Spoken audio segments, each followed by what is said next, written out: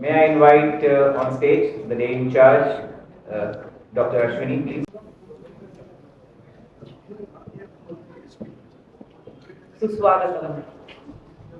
आवाज येतोय माझा? गुड. मराठीमध्ये प्रश्न आणि इंग्लिशमध्ये उत्तर. किती छान वाटतंय.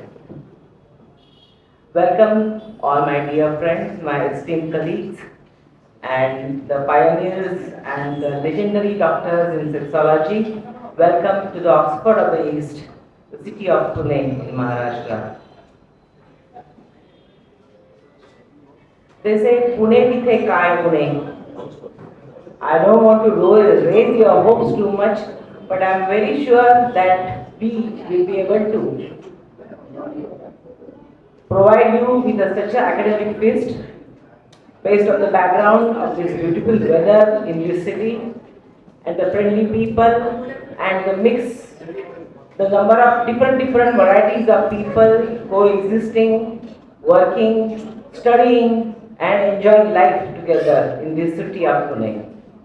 Pune is called the Oxford of the East, and in this small city of Pune with a population of 7.5 millions, I dare say that we at least have 5 major government medical colleges. Only allopathy. I'm not talking about Ayurvedic and homeopathy. I mean, it will be a very long list. So, I'm only talking about medical colleges. I'm not talking about all other faculties of learning like engineering, like computers, like anything. So Pune hosts the 5 major medical colleges, the BC Medical College, the Armed Forces Medical College, the newly started Women's Special Symbiosis College, the MIMR, Kalegaon, Dabhade, all these are government colleges, and plus there are many other private medical colleges including the D.Y. Patil Medical College.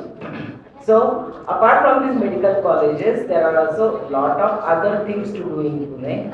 Pune is a new center of IT, a new center of astrophysics, a new center of, as we know, Pune is famous for Poonawalla, the foundation who has created the Serum Institute of India, who has put the Pune city on the world map with his famous COVID vaccine.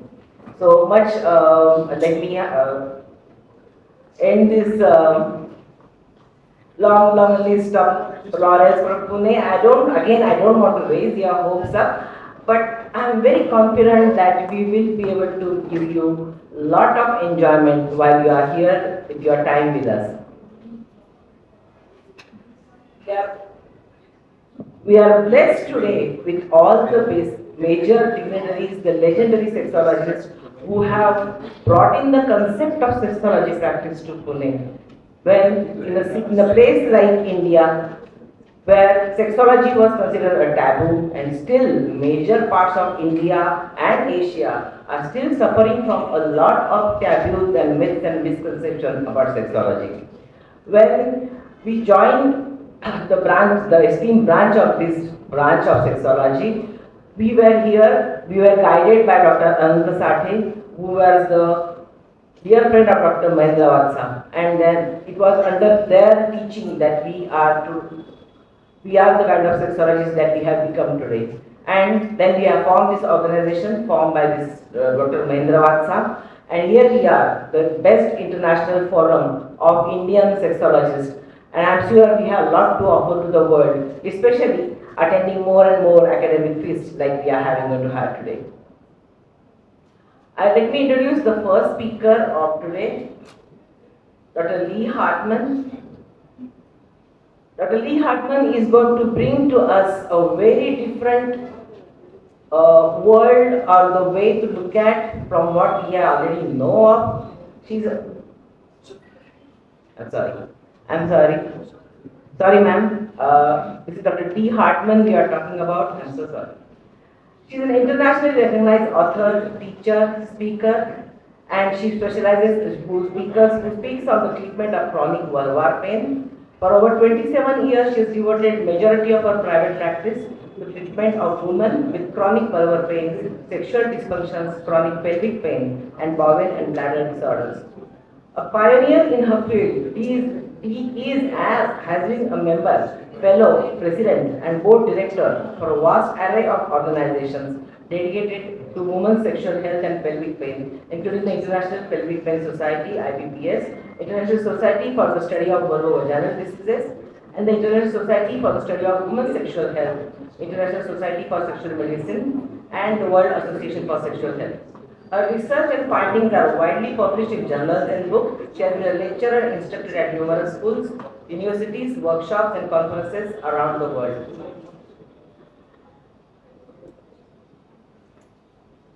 Women's health and the pelvic pain is a topic which has not very well addressed. Not many doctors practice this in India. And today, Dr. Dee Hartmann is going to provide us with a new insight into this topic. Welcome, ma'am.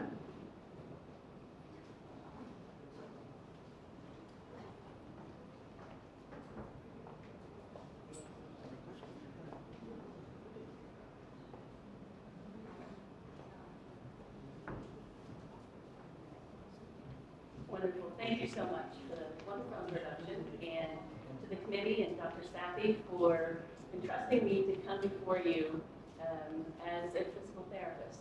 It's a very different place to be, for sure, but it is such an honor to be in a room filled with so many people interested in sexual health. I can't tell you what a thrill it is to be here. Had a bit of difficulties getting here and just arrived this morning, but we're doing well here. So when I was given the topic of let's talk about sex, it was quite an interesting thing for me because I knew I would be in a room full of people interested in practicing possibly sexology already. As a physical therapist, I spent my years practicing, as you heard in my introduction, treating women with chronic vulvar pain. But as a physical therapist, that treatment comes from a very functional perspective.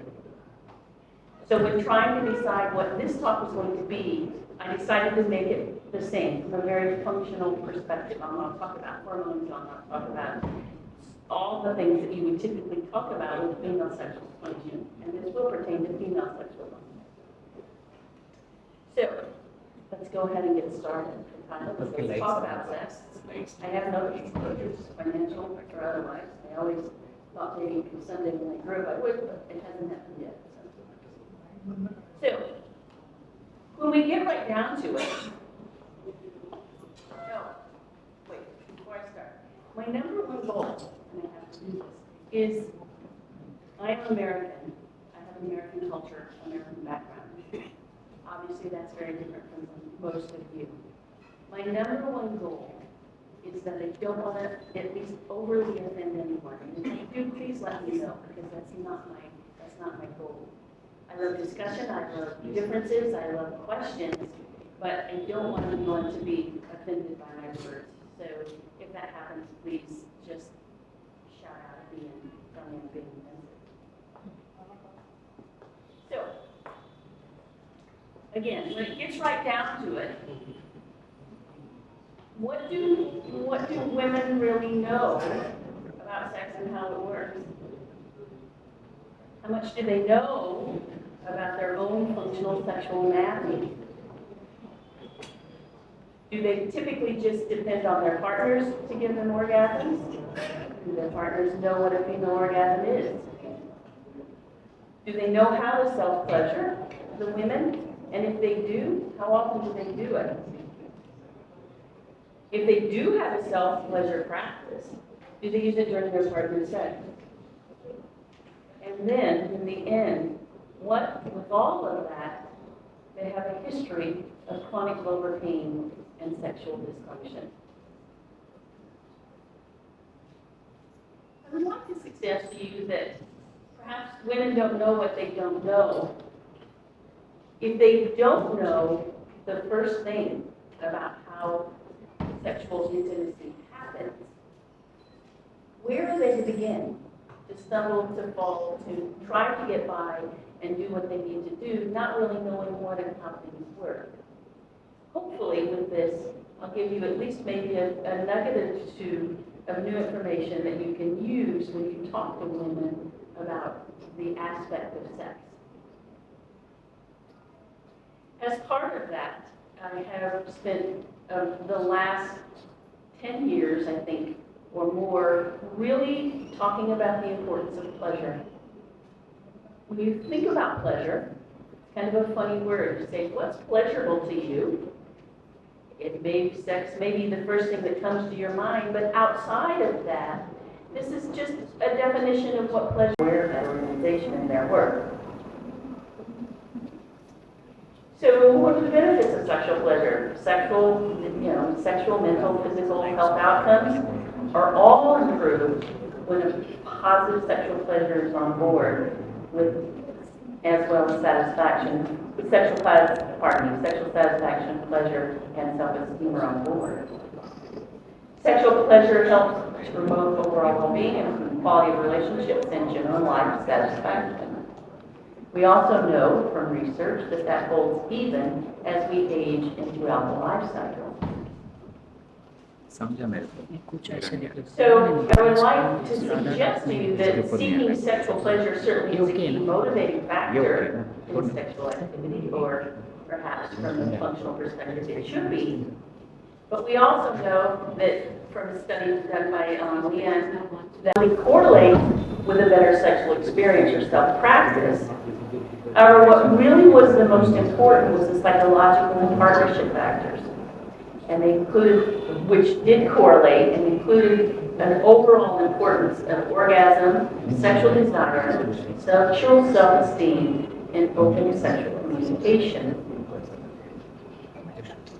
Another study suggested, though, with full disclosure, that even though women valued their partner orgasms more than their own, which is unfortunate, but based in the literature, successful partner relationships with those that were emotionally satisfying, had a felt sense of being good, included shared and open sexual appreciativity and discussion, and appeared to be important in promoting orgasms. The orgasm wasn't the main focus for both partners, but the importance of it was certainly a piece of their partnership. So, if we have that appreciation and understand those very basics, which are all very familiar with sexual pleasure, what about exploring sexual pleasure through sensuality? Sensuality isn't all about sex. If you ask yourself what is sensuality, it's not all about sex. Rather, pleasure celebrates all of our senses: sight, sound, touch, taste, and feel. It's really feeling it, enjoying it, and bringing it to mind. It's free. We don't have to talk about it. We don't have to buy it. It never runs out. But we have to bring it into our lives. In the end, we are all sensual by nature, however sexual by choice. So, if I could get you all just for a moment to play a little game with me here, we do this in the United States a lot. Close your eyes for me. And I want you, as I read these things, to think about how they make you feel. If you think of seeing a clear, beautiful blue sky, or you see a piece of your favorite chocolate sitting on the table, or you come into your bedroom and you see your bed at the end of the long day. What about hearing the birds sing in the morning, or the ocean waves lapping on the beach, or a baby's giggles? Smelling fresh brownies cooking or cookies cooking, the air right before the rain, or that fresh ocean air. How about tasting those things that you've just baked that are your favorite? Tasting your favorite wine, or eating those often forbidden foods that we don't let ourselves eat. How about the feel of a new baby's skin, the gentle breeze, a warm shower in the morning? How do those, when you hear those things and those pieces of sensuality, using the senses, is it a positive feeling that you get inside? Do you understand that it feels good when we have positive sensations? I hope that's the case. Because if we look at it from another perspective, and when our senses are not pleasurable, things are a little different. If we see our partner walk in the door in the room, walk into the room, and you experience no joy, Or when you hear your partner come home from work at night, they turn on the TV without saying hello. Or you continue to smell smoke on your partner's clothes, so you've been told to quit smoking. About the taste of that great pizza you're eating, and serious argument ensued. And how about the time you can't forget the time your arm was grabbed when you were shoved to the ground, each time your partner reaches out to gently touch you? Those are all very negative sensations that can have an impact on our partner relationships and how we feel. We are thinking about sensuality and how it comes into our lives. Positive sensuality makes a huge difference in how we operate within our partnership roles. So I think this is something that a lot of us don't do, and I tried to do it with my patients. I started talking with my patients in the mid-90s about sex. So this was something that came very, very easily for me. There's something that I actually co-authored a book, and we talk about 24/7 foreplay. And 24/7 foreplay is really when the 5 languages meet the 5 senses.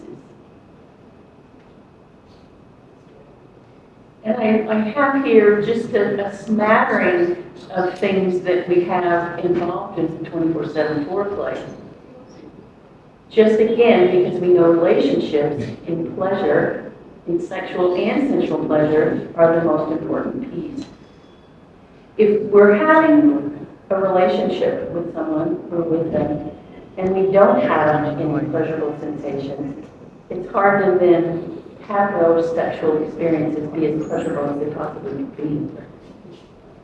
So, within the realm of the 24/7 foreplay is know and respect your partner's love languages. If you're familiar with those, it's from an old book from a very long time ago. It includes acts of service, words of affirmation, receiving gifts, quality time, and physical touch. Use those languages. Figure out what your love language is, and figure out what your partner's love language is, and use those languages, and make your partner happy at least 2 or 3 times a day with that love language. About holding your partner's hand. Holding your partner's hand whenever you get a chance. Something that's very easy to do and creates touch. We know that touch is incredibly valuable in relationships. How about committing to monthly sexy surprises? Schedule regular weekends away from work and kids. This is something that I try to encourage, in particular, all of my patients to do, the majority of whom were typically in their 20s and 30s, many of whom were married, many of whom had kids. This is one of the most important things I think that they can do, and that's to get away without the kids, with just your partner, and go somewhere and enjoy each other's company and talk and figure each other out, reconnect. Tell your partner that you love them multiple times a day. Never go to bed angry. Try to work out your problems before you go to bed. Make a commitment to date night and stick to it. Get a sitter and have somebody come and schedule time every week and spend at least one dinner with your partner, looking at them, talking to them without having to fix dinner, cook dinner, or clean up the kitchen. And last but not least, always kiss your partner goodnight on the lips, because we never know what's going to happen that night. So this is where sensuality and sexuality intersect, creating what I'll suggest is the best sex ever. When we like each other, when we spend time together, when we enjoy each other's company, we have a tendency to have a more pleasurable sexual experience. So again, where does all this take us? Well, although nothing is 100%, and I don't begin to suggest to you that this is, I would like to say that I believe that pleasure is the foundation for desire. If we're asked to do something over and over again, and we don't really get pleasure from doing it, whatever that task may be. It may be doing the dishes, maybe doing the laundry, or it may be having sex. And we get no desire from that, or no pleasure from that, excuse me. It's going to be very hard to build an open, plentiful desire to do that. Now I'm going to take a turn here, and I'm going to talk about the women I dealt with in my practice, and those are those with a history of pain. And again, I think we've all fallen short in my world of treating women typically diagnosed with provoked vestibulodynia, or localized provoked vestibulodynia, that multiple modalities, according to the literature, were able to get rid of the pain for the women who had sexual pain, either by surgery, by pharmacology, by psychology, or by physiotherapy. But I think typically what we would do is we say, okay, the pain is gone, go do it, I've done my job, now you go back and you do yours. But we know from research there that women who have a history of sexual pain provoked vestibulodynia in this case, because that's what the study was, that even without pain, they never reached the same sexual function as their non-pain peers. And that's a problem. Again, the same thing. Maybe it's not all our fault, it's not all about us. Maybe again, they have no idea what to do. If you're familiar with vulvodynia, and I'm going to talk about this in my lecture on Saturday, you can have primary vestibulodynia or provoked vestibulodynia, and those with primary pain have never had any positive sexual experiences for sex, so they have no desire. Why do they want to do it? They don't. It's never been pleasurable, so that's difficult. At least those who have secondary pain, who have had sex, pleasurable sex at some point, can use that to help repatterning and neuroplasticity to help get them through and improve their sexual function after the pain is gone. We know a lot about the female orgasm when it comes to what happens in the brain. It's always quite interesting to me. It's always quite interesting to me that the research that we use on arousal in women is having women, typically college-age women, come into a treatment room. They're hooked up with temperature gauges and moisture indicators in their vagina. They're laying on a table being watched, and they have 3D goggles watching pornography. And if the vagina heats up and produces mucus, well, she must be aroused. It's always, from a functional perspective, been a little difficult for me to take that. Again, we know a lot about what happens in the brain, and I'll not go through that. That's all quite common knowledge. But again, when we look at what we really know about sexual desire and arousal, there's conflicting evidence, and we really can't nail it down because we really don't know. But what I will suggest is what we do know from a clinical perspective, that when it isn't happening, it's viewed as a dysfunction. The United States spends a lot of time, we don't have, our physicians typically aren't sexologists, they're involved in sexual care for women, but they aren't typically sexologists. But they're much more into treating sexual dysfunction than they are finding out how to make sex better.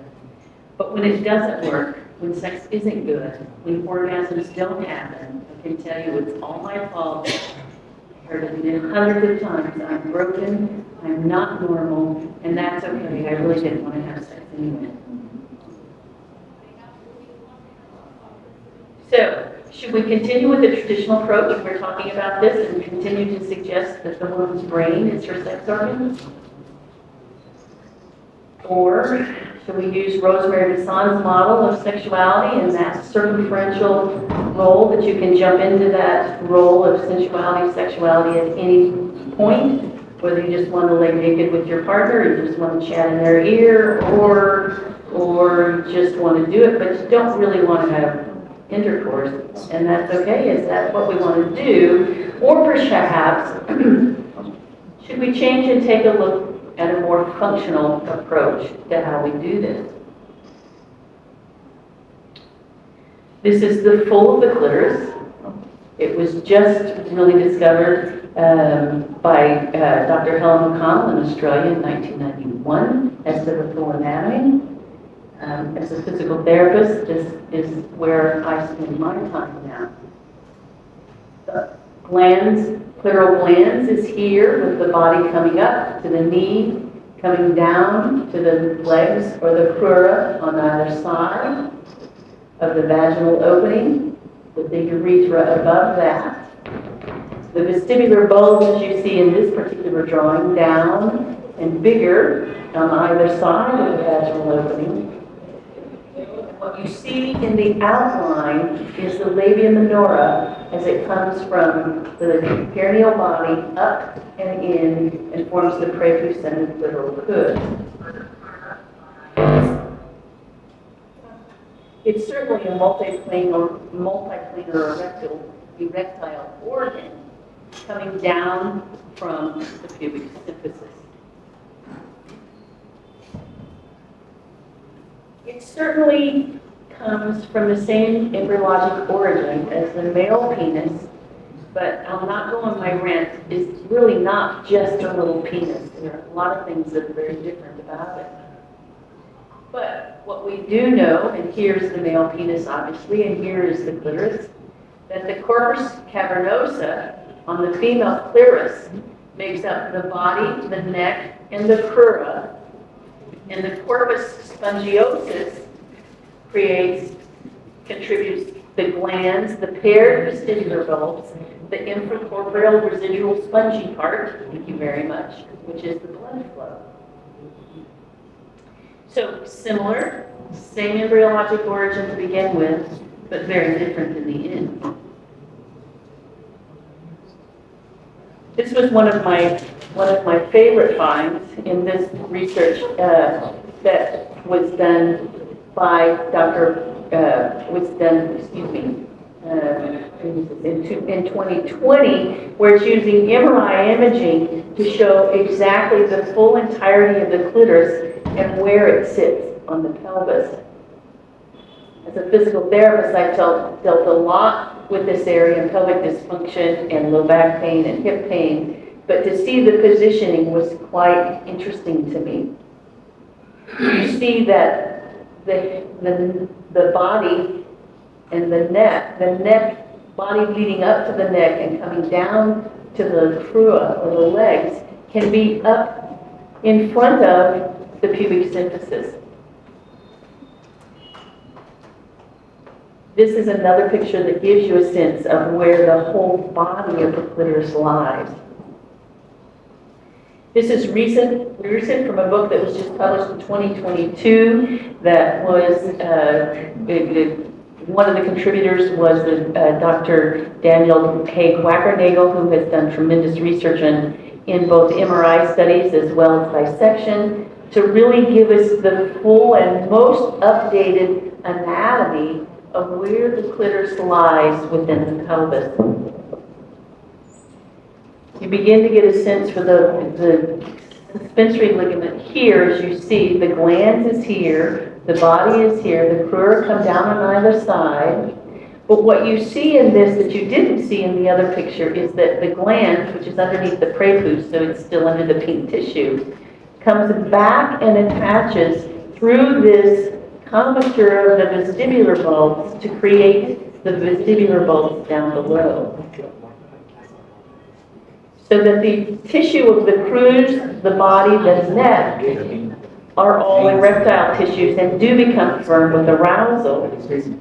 However, the clitoral glands and the vestibular bulbs are not erectile tissue, but are mucosal tissue, highly filled with blood supply, and lots of feel-good nerve corpuscles.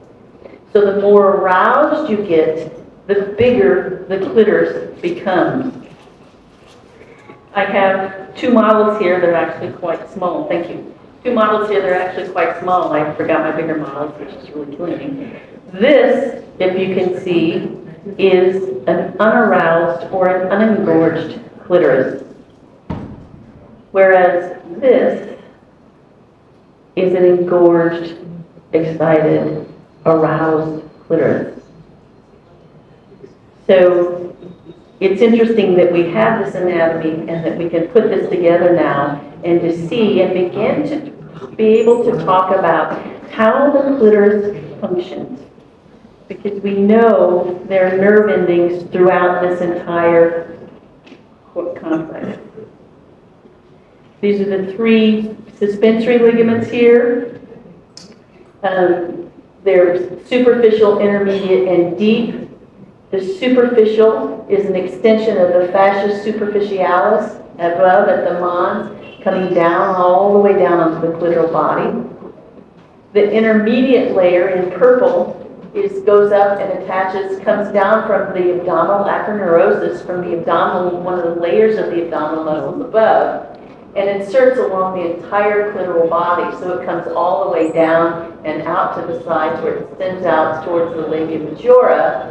It is what totally encapsulates the clitoral nerve. The deepest or the shortest, which is what we saw in the drawing that you just saw, is short, and it goes only from the pubic symphysis down to the clitoral knee. The blood supply, although I think it's not quite as well defined in this old picture because we really didn't know so much, but we do know that it's supplied by the peripudendal arteries that course lateral to the urethra and go in and give blood supply to this entire area. Interestingly, in 1851, we have this lovely drawing by Dr. Kobelt, George Ludwig Kobelt, showing that RSP, or that residual, whatever it is, I can never remember all of what it is. This is what really helps the blood flow to the clitoris to help with engorgement during arousal. This is also from the German text. This one was not, I did not get this one translated into English, but it gives you a sense of the size of the clitoral nerves coming down on the anterior surface of the body of the clitoris. That being that as the clitoris sits in the pelvis, these huge two-paired clitoral dorsal nerves run on the top of this body, so that when you run your finger across that clitoral body, you're stimulating those nerves, and you can feel it. You can feel what it does. And if you continue to stimulate those nerves, you might begin to feel your pelvic floor muscles begin to contract and respond. Obviously, when we get to the point and we think about what if you lose this tissue during various procedures, what happens? And it's my understanding, and I just asked Dr. Wackenagel this last week because someone had asked me the question. There is alternative innervation that does go to the bulbs, in particular, in some other cutaneous nerves that go to the crura as well. You can also see the cross-section here and get a sense of the size of those nerves. They're really quite large nerves in the body. Dr. Blair Peters worked on a project that was started by Maria Oloko, and she was curious to know how many nerves are really in that clitoral gland. You know, we've heard for years that there were 8,000 nerve endings in the clitoral glands, and I looked and looked and looked and looked and looked for that reference. And I finally had someone tell me, well, you know, I really think this happened when they got this information from a cow. Now, if any of you know different, I wish you would let me know, but that's what I heard from that Soul 800 number. Well, this study was using transgendered clitorises, sections from clitorises during transgendered surgeries, and they counted the nerve endings. And what they found was that the average mean per dorsal nerve root was 5,140 nerve endings, suggesting that the gland's clitoris probably has over 10,000 nerve endings just in the gland.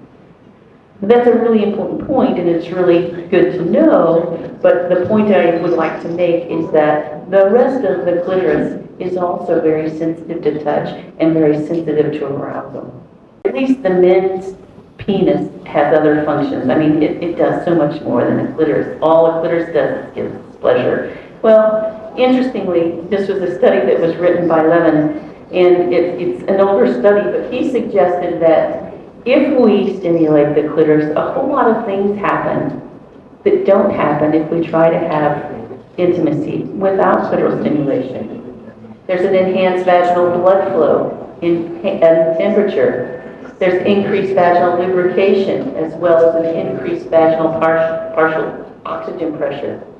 There's a neutralization of vaginal acidity, and the vaginal canal actually tense and balloons, and those last two really are important for conception. So the arousal network is not just about the glans clitoris by any means. The clitoris itself certainly is its own network. But we can't forget when we're talking to women about how they can functionally get to their sexual arousal. We need to remember that the labia majora, minora, prepuce, and mons are all a part of that arousal network.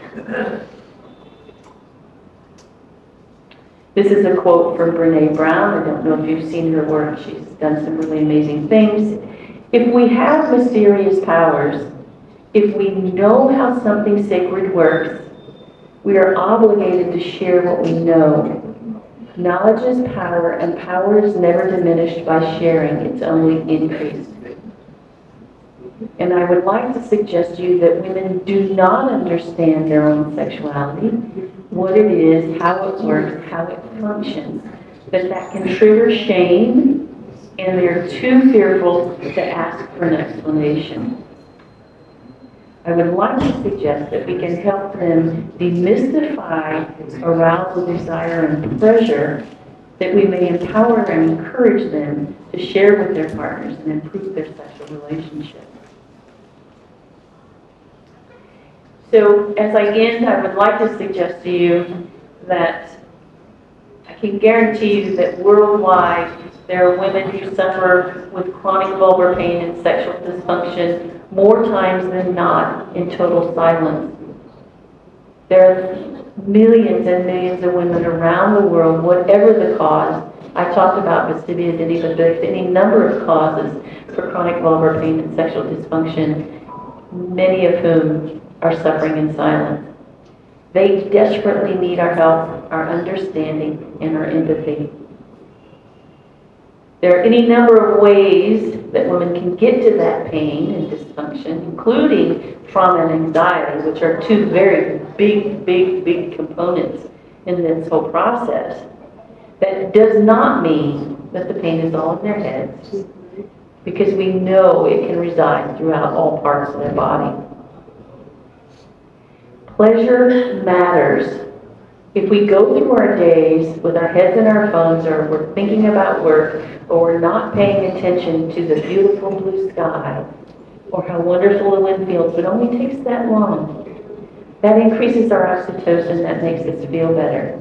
Pleasure really matters. It's free, it doesn't expire, you can find it everywhere.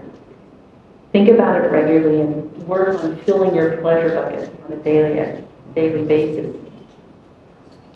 And last but not least, foreplay and pleasure should not be reserved just for the bedroom. It needs to be throughout the day, however we can figure that out, and however we can make our partners happy. Thank you so much for your time and attention.